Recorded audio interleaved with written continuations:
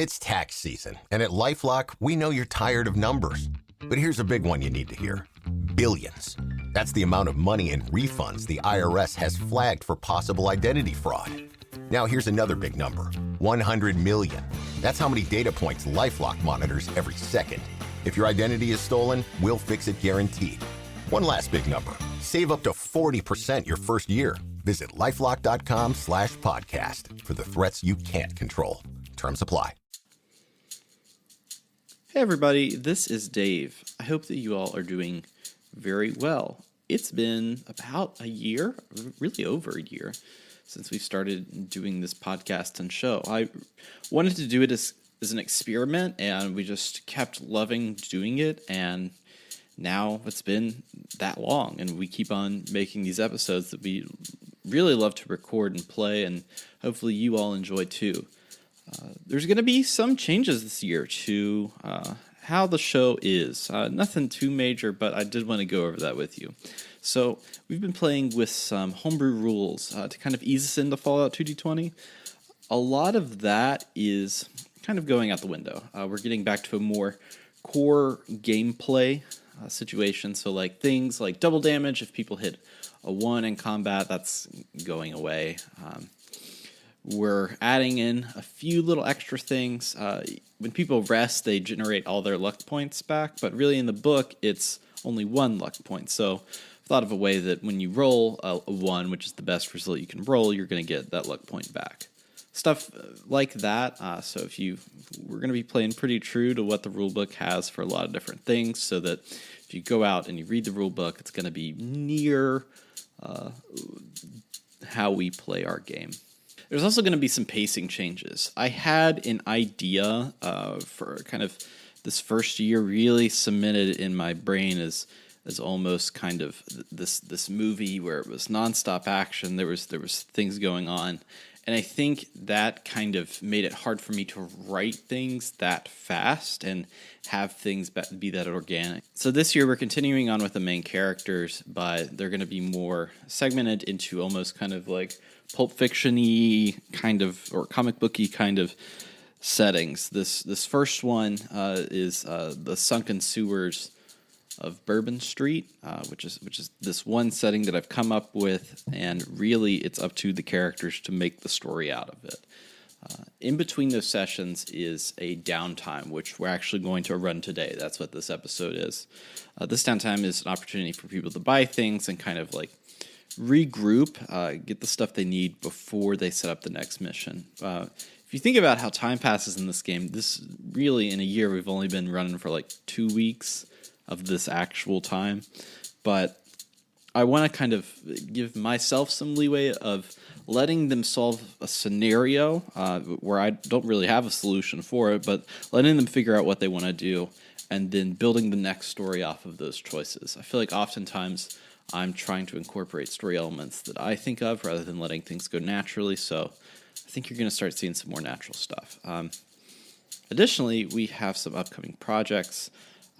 Jared is kind enough to GM some sessions for a very special Starfield one-shot. No date to that because there's no date to the game, but around that game time, we're going to be doing some fun things in Starfield. Also, we are adding an additional game and show to the network. It's going to be based around one of Bethesda's properties, and we're going to have more information about that later. So all very exciting stuff. We love doing this show, so I hope that you all keep listening, keep enjoying. Tell your friends about it. Give us a review. A review is great. It's how we get known. Shout out the show. You guys already do a lot of the time, so I really appreciate that. I really appreciate your support. We don't really make any money or anything off of this. This is just something that we love to do. So I'll leave you alone for now. And we'll get into some downtime this week and set up our next big step in our story.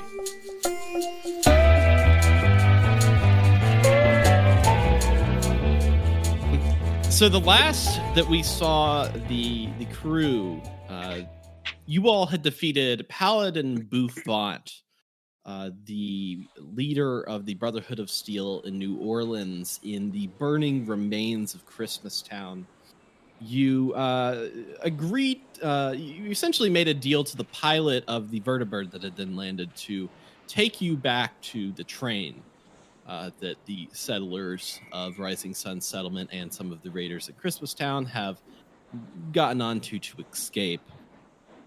You all managed to land the vertibird on the back of the open mining cart that you all escaped from Buffon Manor on, that's been attached to the train. And the train, really the best port for you all to set up is across the river from Old Nolans. Most people aren't paying attention to that side of the river. Everything is kind of like old and dilapidated. I'm not saying that New Orleans is somewhere brand spanking new, but even more so on that side of the river. And so you all have started kind of making this almost a port with various containers, a lot of different like warehouses where trains would be to fill up on oil from the river or coal from the river that's barging in.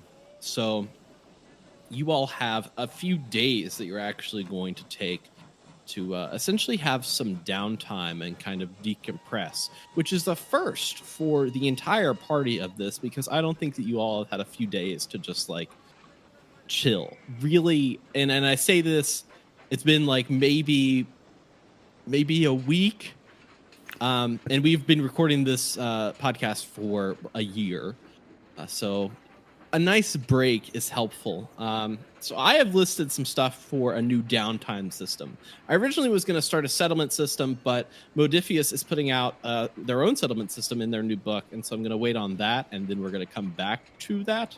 But for now, we have a downtime system that's very inspired by Blades in the Dark that we're just going to kind of run through. So the first thing that I'm going to need you all to do is to essentially rest. I don't think you all have any critical injuries, and so I'm going to get everybody to do an endurance plus survival test with a difficulty of 1 to see if you can get that well-rested bonus to get 2+ HP. So why don't you all go ahead and roll that, and we'll see what that outcome is.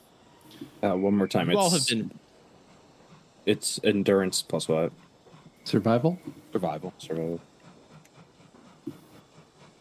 You all have been resting in the train cars with Clark's hammock that he managed to take, kind of like expanding out across the way, making your own little base of operations in the New Orleans Port and Depot.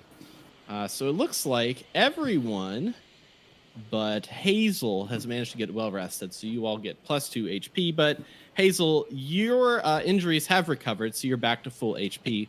But everybody else gets full HP +2 extra ones. Yeah, I'm going to say that she's just been having horrible nightmares, so she hasn't been able to actually get a good night's rest.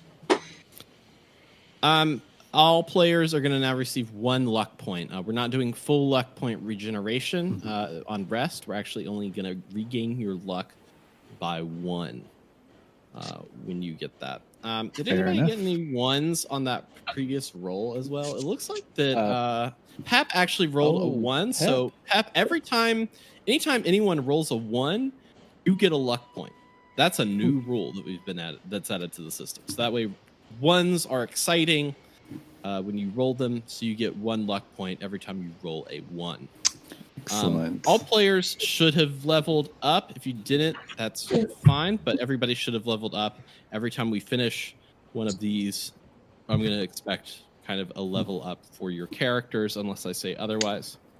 And now, I leveled up, but have not chosen a new perk yet. It was too hard of a decision to make. Well, it's too late for that shit. So... Yep, it's too late for that stuff. So let's go into inventories. So when you got back to the train that the old settlement has kind of piled into, they had spent 1,000 of those caps that you collected from New Orleans when you first escaped it, and they had spent that on candy, basic essentials for food, because Hazel didn't finish teaching them how to farm stuff, just like trying to get by. But they now have a total of 4,000 caps, which, among you all, you can divide equally. from your last journey that you had, you actually acquired a few different things. One of them being, of course, a shish kebab that belonged to Paladin Buffont, T60 chest, legs, and armor, and a drained fusion cell. So you managed to like move that armor using the fusion cell. I don't want to get into the semantics of how you moved it. You did, and you have the power armor frame. We got a Santa hat that you all got from being deemed the Santa of Christmas Town. And you also have Signal's Super Sledge and Signal's Raider armor. Signal's Raider armor is blown out, and it can really only fit a super mutant now because it has been stretched. And it says in the book that super mutants can only wear Raider armor because that's the only thing that can fit them that can stretch it out. So it's unusable unless you have a super mutant you want to put that on. So, what of these things do you all want on your person? Obviously, these are all things that the settlement has that you're going to keep with them, but what do people want from this? I'd like to start. I know that Pep is interested in the T60 suite. And I think that if it's all right if you take the T60 suite, if I could take the T45 suite. Because I think that's going to be the best answer to my protection dilemma. And as I still feel like a Brotherhood of Steel member in good standing order, because I feel like I did the Brotherhood of Steel a service by taking care of the weak link that was Paladin Buffont. I feel like this is I feel like I could sport it. If you want the T45, Pep will do that, but he's also fine keeping his T45 if you want to take the T60. Pragmatically, I think you're more melee focused and Yeah. tend to wade into combat a bit more, and I think the T60 is going to serve you better. All right, well, I'll do that trade then. Now, the drained fusion cell, that has to tag with one of the power armors, I'm guessing, right? Yeah, you would need an active fusion cell to get into that power armor and utilize it. Got it. All right. I think fusion cells are 200 caps. Got it. Times 0.3, so 260 caps. Yep. All right, and the shish kebab. 1.3. That's the upcharge. Unless, so we will get to that in the shopping. When somebody goes shopping, we will explain how the shopping works. All right, shish kebab and the super sledge, the melee weapons. Is anybody taking those? I'll take the shish kebab, but super sledge is heavy. My thought is with the Signal's Raider armor and Signal Super Sledge, those might be good to put on Bobby since we already have a super mutant in the in our immediate vicinity that could benefit from that. Yeah, that makes a lot of sense. That's a good call. All right, so I think that's about it. The Santa's hat, if somebody wants to wear that's just a clothing piece. That's like a cosmetic item that you get from the Atom shop. Like, that's not going to be able to... It's also symbolic of the leadership in the in Santa's village. So that might just be decor that we use to decorate one of the rooms as a memento from that particular mission. We can mount it like a head on the wall. If we can either use it as a trophy or hazel bit and dye it black because that's hardcore. Why not? It was kind of a black Christmas, wasn't it? It's probably already like gray because of just all the ash that's collected. It's all ashed up and it's got burn marks on it. Hey, a little charcoal. You know, that makes sense with Santa though, because like that would happen to him. He would get a lot. It would get sooty. Yeah. How much Scotch Guard do you have to put on? That's the next letter to Santa. We're writing that. We're like, Santa, I want a pony, and also, how much Scotch Guard? Yeah, and is the hat flame retardant? Because I know that it is the Fallout universe, but common safety precautions would dictate going down chimneys. You should be wearing everything flame retardant. Yeah, What's that it's the one coating Fallout that they put on like clothes and boots and stuff that like just won't accept muddy water at all. No, Like no. Yeah. It's the Fallout universe, so it actually is more flammable than it would be normally. For some reason, it just explodes. Like it'll Yes, just randomly yeah. explode.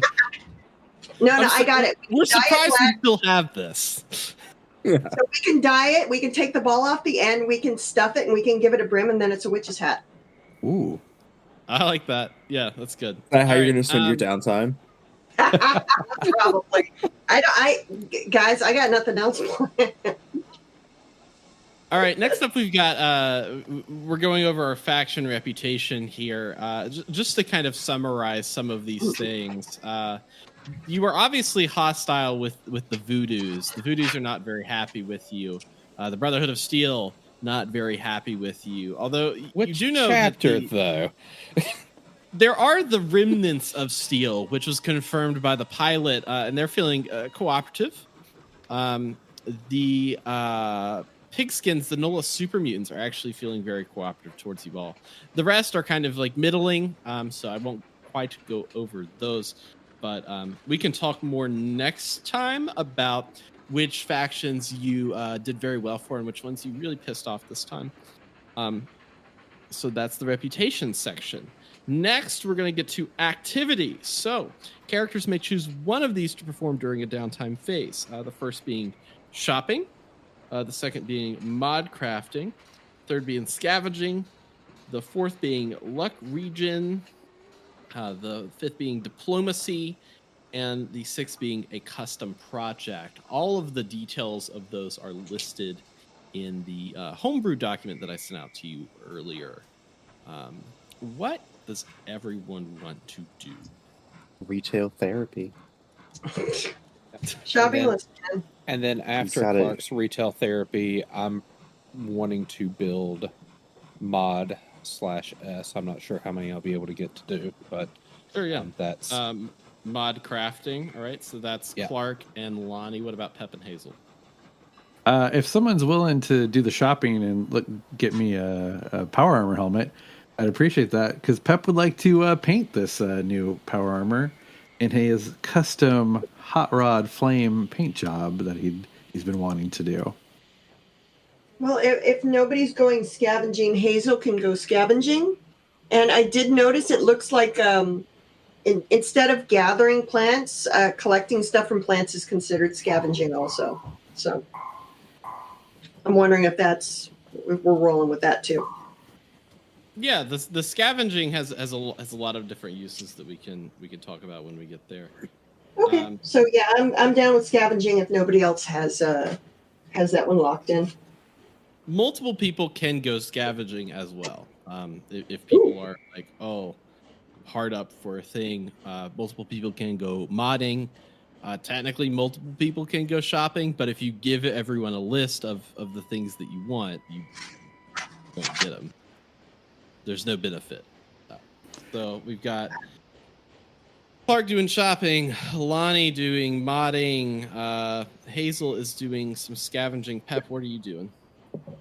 So this would be a logistics question then. So if Pep wants to do a custom paint job, do I first have to go shopping to buy the paint? No. Okay. So custom or like what was the how did you phrase it? Custom project time. So the paint job. Yeah, you want to do the project of that. Okay, yeah. I'm not going to have that be... I'm going to set... For any like long-term project or anything, I'm going to set a timer. This is just a one-time thing that you can do that's going to have some extra benefits that I don't think that you even realize. So that will be what's going on. First, let's do the most important thing here. Though it's not the most important thing, though. It's the thing required to do a lot of these other things. Clark. Yes, sir. You have been given the collective caps of the group And you have heard recently that the on the outskirts of New Orleans, or of Old New Orleans, across the river, that a super duper mart is actually been in service, and you have decided to go out and head that way. You enter through the doors, and you see kind of like barricades up around these shelves that come down. These barricades almost make like a full counter at the front, so you actually can't go down these shelves. This counter is kind of makeshift in a way, but it has a long bar across the top.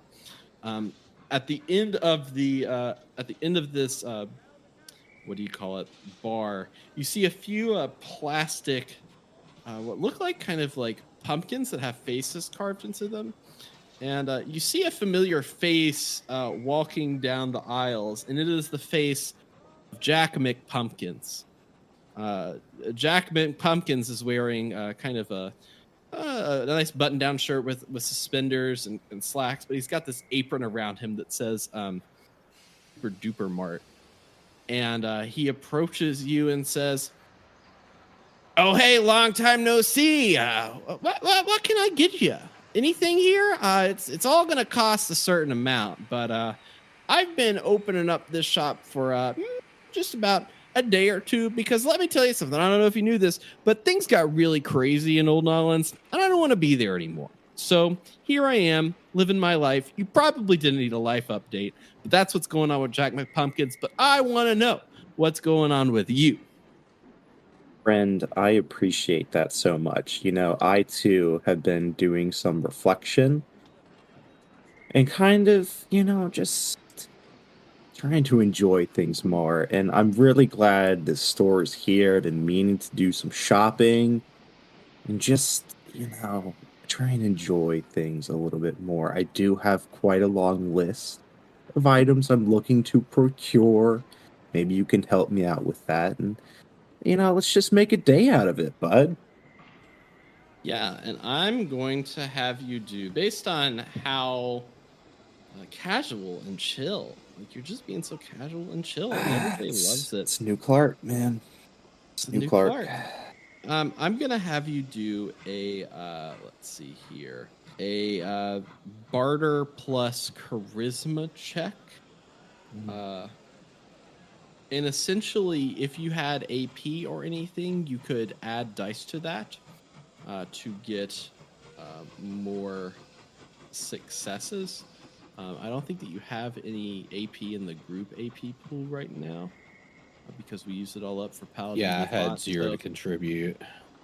So you're just going to roll the basic die. That is correct. Didn't go great. 0 successes. So all the prices are set to 1.3. Oh, hold on. I have Smooth Talker, though, so I can re-roll one of those. Oh, all right. Do it, buddy. I like it. That. Let me try that one more time. See if that helps. Hey, there we go. 1 success. Yeah, so all prices are 1.2 times the price and cost of the book. So I also took Cap Collector, though, so I get a 10% discount. Oh, you get a 10% extra discount for Cap Collector? Great. Then you get 1.1 times the amount that is posted in the book. So I have your list of things here.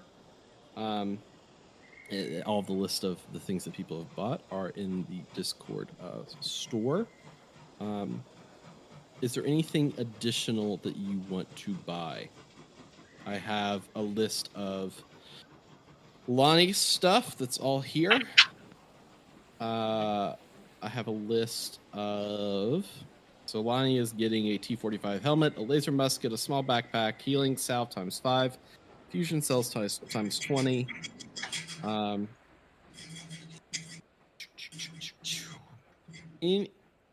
Pep is getting a Raider helmet, right?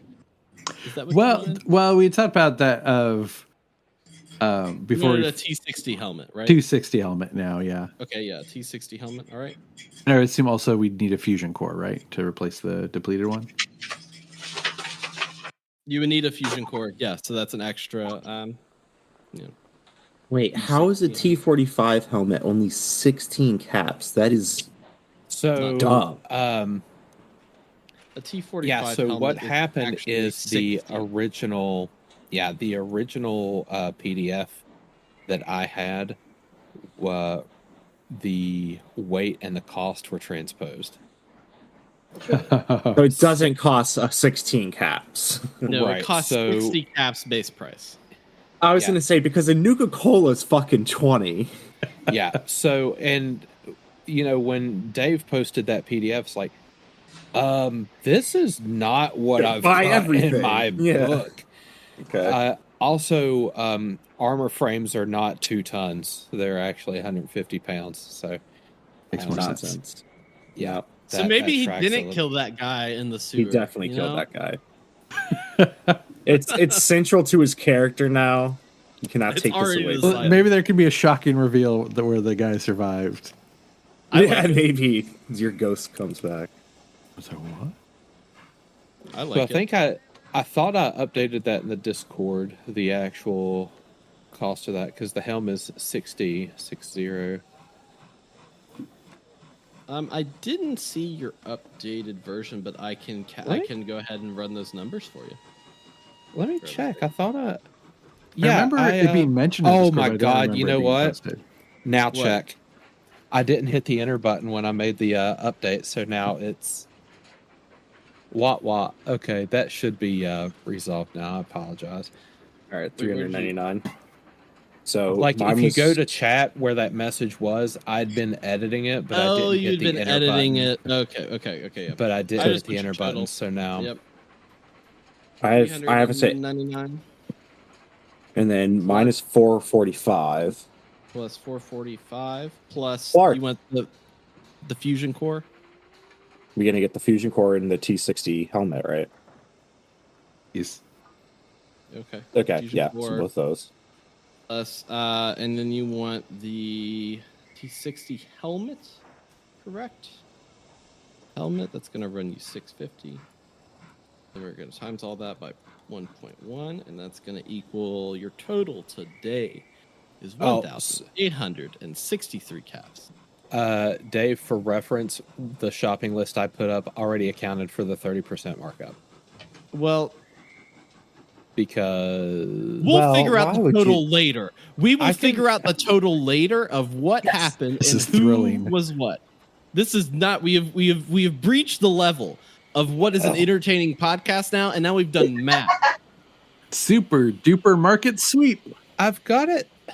Here's I've got it sorted. here's the important shit. Listen, Here's the I important played shit. Mathfinder for so long. Okay, Lonnie- you know the Lonnie bought a lot of practical, smart choices. Clark bought just a lot of food.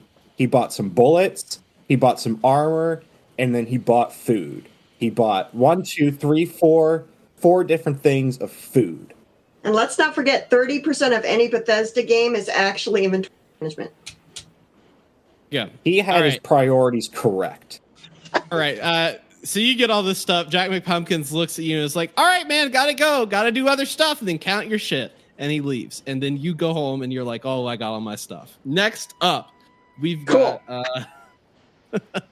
we've got Lonnie. Lonnie, the workshop is actually being built in this port and depot area. The Arturo, Nermal, and Newton are kind of like working there and are there to help you and be your guide to kind of get you the right material and make sure and teach you up to make sure that you can do all of this modding for things. Okay. Arturo looks to you and is like, "What do we got on the ball?" So go ahead and do for it is mod crafting. Yeah, you can roll 3 d20 to generate successes. 1 success equals 1 mod that you can craft as long as you have the associated perk with it. So go ahead and do intelligence plus repair. Okay. And roll an additional dice. Now, something that I had on my person that I haven't been accounting for is I have a multi-tool. A handy little device containing a set of pliers, some wire cutters, a variety of small wrenches and screwdrivers, and other small tools, all built into a single tool. Different parts fold out of the handles as needed, ideal for someone who needs basic tools but is still traveling light. Reduce the difficulty of repair tests by 1, minimum 0. So Yeah, this is already like a... Go ahead and 0. do 4d20 though, since you got a multi-tool. 4d20 on the intelligence repair. Plus repair. Yeah. Okay, we will give that a shot, and we got 4 successes. And you put a luck point in because you rolled a 1 as well. You got 4 successes. Yeah, you didn't get 5. 5, when you get 5 successes, you can put a legendary effect on something. Okay. Instead of using 5 mod spots. But you can mod 4 things. You sent me over a list of modifications that you're going to do, I think, to a laser musket that you recently got from Yep. Clark. And it happens to be exactly 4 modifications. Great. That... So you managed to do it all. Cool. So this is now a laser musket with a full stock, a short scope, a 4 crank capacitor, and a long barrel. And I need eventually come up with a suitable name for this monstrosity. But yes, thank you. Very well. Next up, we move on to Hazel, who has discovered essentially a giant junkyard, kind of south of the port and depot. And you've started to go scavenging through there. And so the way scavenging is going to work is you're going to do a perception plus survival check with 2d20. Actually, it's 3 dice if you're doing in downtime. So it'll be 3d20 for perception plus survival. Based on the amount of successes that you get is what I'll have you roll tables that you have options to roll tables from. So go ahead and do the roll first, and then I'll walk you through what you can get. Okay, I have rolled 2 successes. So with 2 successes, you can either do, let's see, you can essentially, these are the ones that you can buy for 1 success. So you could do 2 of these if you wanted to. Ammo, valuables, or food and drink. Valuables are going to be like, that's where your caps are. Or you can spend both those successes and scavenge for chems, thrown weapons, and melee weapons. I'm going to do that last one because that's my bag, man. Right, so you want to do thrown weapons? Actually, let's go with chems. Because I think we are going to need chems. I had some on my shopping list, but more is better in this case. Yeah, you managed to find a rad away. So that's actually going to be very helpful for you because I'm going to start thinking about how rad damage is done. You're going to get more. Surprise, surprise. Okay. So that is from your scavenging run. Pep Hackett, you have made your little like power armor station. It's almost like a little like boutique you've installed into the port and depot. And you have your power armor up, and you have 2 other settlers that are sitting near you. What are their names? They're very interested in mechanical things. Well, one is named Henry, and the other is named Tucker. Henry and Tucker are kind of watching you get everything set up to do some power armor painting. They're kind of eyeing you with curiosity. They're not really saying anything. They're just waiting for you to act. What are you doing during this time? I imagine Pep is in coveralls with like maybe like a stick in his mouth, like a little stick. He's kind of chewing on it like a cigarette. He's kind of eyeing the power armor. This is a beautiful power armor. He's running through different color schemes, different designs. He's like, this is it. This is the most beautiful power armor he's ever seen. This is a beast. Like I gotta look really freaking cool when I'm wearing this thing. I gotta be hot. I gotta be like on fire. He's like, that's it. I'm gonna be on fire, but like not just like fire, like burns. I need to be like dangerous, especially dangerous, like radioactive fire, like a green fire. yeah, I'm gonna paint this out like it's on green fire. He's getting very excited about this power armor, like and animated and like just like super jazzed. And hopefully Henry and Tucker see this energy and appreciate it. Yeah, Henry and Tucker are enthralled by you and your creativity of painting the power armor. And and Henry looks at you and says, "Hey, you know what'd be cool is put a skull on it. Put a skull on it. That'd be cool. Put a skull on it. Yeah." Pep's gonna turn. Which one said that, Henry? Yeah. Gonna turn to Henry. He's just gonna like, nah, kid, man. Skulls? There's no skulls on this. Skulls are what like raiders wear, like bad guys wear. Pep Hackett. I'm not a bad guy. I'm a good guy. I'm a hero. That's right. Yeah. So no skulls on this. Only flames. Tucker looks at Henry and says, "Yeah, why would you even ask to add a skull to that? That sounds dumb. These flames are way cooler." And Henry looks back at Tucker and says, "Yeah, I guess so." That's right, Tucker. Got a good head on your shoulder. You want to help me with this thing, Tucker? Yeah, that sounds awesome, Pep. All right, Henry, you can watch. Tucker, let's get started on this paint job. Right. So you all are busy essentially doing that together, forming almost like your own little club of greasers within the Rising Sun settlement. Next, I'm going to pull you into a scene that I'm going to have you help me construct. You all have essentially cleared out one of the train cars itself to set up a little base of operations for just your group. Really nobody else. This is mainly just like quarters where you all can like get together, plan stuff out. What does this room look like? I kind of want this to be collaborative. So what kind of things have you kind of like, I'm not talking like I have a nuclear reactor in here that I'm going to blow up the world. No, like tables, like, comfort items, that kind of stuff. What do we have?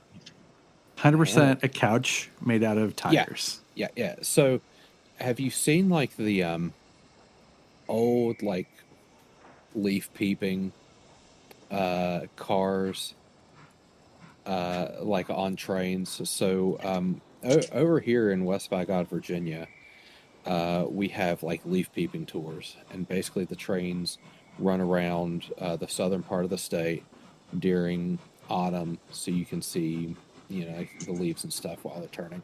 And it's such a big deal that they bring in all these like older heritage train cars, and just you like load up, you pay admission, and you just like do this tour, and you drop off at like one of these stations like in Pipestem, and they have like a little get together there, and then you load back up and you come back to like your destination and stuff. And it's an all-day thing, but it's super pricey. But some of these train cars are like classic, and they're not like your traditional Amtrak train seats, but like a parlor. Like it looks like a parlor. So you've got like legit couches and stuff that are like lining the backs and stuff. So it made for comfort instead of for like how many people can we charge tickets for or anything. So I like the couch idea, and that's kind of what I was thinking too, is just something like there's only going to be 4 people in here, maybe a couple more if we have like meetings or anything. So like let's have like a living room, like a little meeting space, couch on either side, table we can put in the middle, hammock chairs. I just want my hammock. I'd like a small table that can be used to clean and do some maintenance on some weapons, and that's all Clark needs. That's all I really he like needs. the idea that the room, each corner is like our personalities. Yeah, Hazel's is books and macrame plant holders, basically. I kind of like how Spartan Clark's corner is, so I might try to navigate that way as well. And I mean, I would be happy with like a simple bunk bed and a foot locker or something reminiscent of what we had in the Brotherhood of Steel, because I've never really had like many possessions. I've never been materialistic. So, at some point, might try to convince Clark, like, hey, you want to do bunk beds? Just No, nope. no. I have my hammock. I'm Well, quite if content. if I had like the top bunk, but instead of a bed on the bottom, you could hitch your hammock up. Okay, all right, that's fine. It's not going to work for me. Somehow I like just feel like Lonnie you're. and Clark I being feel like like stepbrothers. I feel like you're going to really just kind of bring down the whole energy. Lonnie, I've noticed this about you. You've got a lot of nervous energy. You've got a lot of nervous energy, and Yeah, I do. I'm not. I've been on edge for my entire life. My entire life, I've been on edge, and Yeah. maybe actually, you do need to be over here. Maybe you do need to be over here. Okay, it sounds like you're trying to work through some stuff, and I really didn't want to subject the other two to your bullshit. So I was trying to volunteer and do them a favor. But, Wow. if that's how you want to pitch it, I'll just, whatever. You do you over here. You clean your little guns over here, and, in your little hammock. You're just jealous of the hammock. That's what this is. Now I understand. You're jealous of the hammock. Real jealous of this piece of cloth that you lay in. I mean, it's much a net. better than the floors It's that a net. I lived in all my. Oh yeah. Okay. Yeah. Yeah. So okay. It allows for air circulation. Sheet. Yeah. If I take a sheet and cut holes in it, I'll call it a net. Sounds great. I slept in nets all my whole life. Okay. You do you, Clark. Sorry for asking. So you guys, That's what I'm talking about. This nervous energy. You guys want to go get dinner or something? I have a horrible idea, guys. Like, go with me on this. How about, since we all have our own corners in this room, what do you think about making the very center of the room conversation pit? Define pit. As in, instead of sitting up above ground level, where actually you step down and we all sit in an area with like a little fireplace or like in the middle. But the other thing is, it's an excellent place to take cover if we need to. And it's very low key as long as no one gets drunk and falls in, which apparently these were very popular at turn of the century, and a lot of people had the tendency to fall into them. So other than that, I think it'd be fun. Now, correct me if I'm wrong. Can we put a trench in a car? Correct me if I'm wrong, but I don't think we're going to have the clearance for this, right? Yeah, we'd have to build up the floor. You have to step and then up leave the and then down. in. But that is actually, that it's, why not? We could cut a hole in the floor of the train car. Hey, and then we have an emergency exit too, so that's not a terrible idea, that's right? Kind of, Now that does seem like a safety hazard. Only if the train's moving. At this point, you all hear a knock at the door. Please God, someone come in. A smaller young man with red hair steps in. You recognize him as Arthur, the officially designated kind of like town manager while the mayor and council are gone. He steps in and he says, hey guys, how are you all doing? Hey Arthur. Hello, we're doing really well. Yep. I'm glad. Very constructive conversations in here. I really expected that. I expected you guys to really, have your finger on the pulse of what's really important here, because we're having a bit of a tough time. Hey, I managed across a note that I think that you should see. And he takes the note out and sets it down on the on Clark's table, and you all pick it up and read it, and it says, I didn't know that you were back. Please meet me at the sewer entrance. And it's signed Knight Rajir. Man. All right, Lonnie, do we trust Roger? If that vertebrate pilot was to be believed, which I mean, under duress of gunpoint, I think yes, he could probably be believed. I trust him. I trust him enough to go alone. I would like to see him again if you wouldn't mind Hazel, we've talked about this. No, well, you are you calling dibs? I don't know yet. It's complicated. Okay, all right. Just just let me know how things go, okay? Okay, but it's okay. Tell him I said hi. Yeah. Hey, I want to go. Okay, I mean, I'm just saying that I trust him enough to go alone. If y'all want to go with me, that's fine. But like, there's risks involved. But you can certainly come along. What risks? What risk? If I recall correctly, we're not entirely popular in Old Nolans right now. Okay, I would feel more comfortable if it was at least like a buddy system if two of you went. You're all gonna have to go. Sorry. All right. All right. Lonnie Clark, you go meet Knight Roger. Hazel and I will hang back and watch in case anything funny goes down. We're at least close enough to help. Well, see, here's the thing about Lonnie and I doing things alone. Last time that happened, no, it was we someone. It got weird. I mean, somebody died. Yeah, deep wounds were had. Yeah, Someone I don't know. Always dies, idea. Clark. Realize that's just starting to sound like a Tuesday for us, right? I mean, I think that was a Tuesday, but like, regardless, it's. Yeah, I am noticing that bad stuff tends to follow us.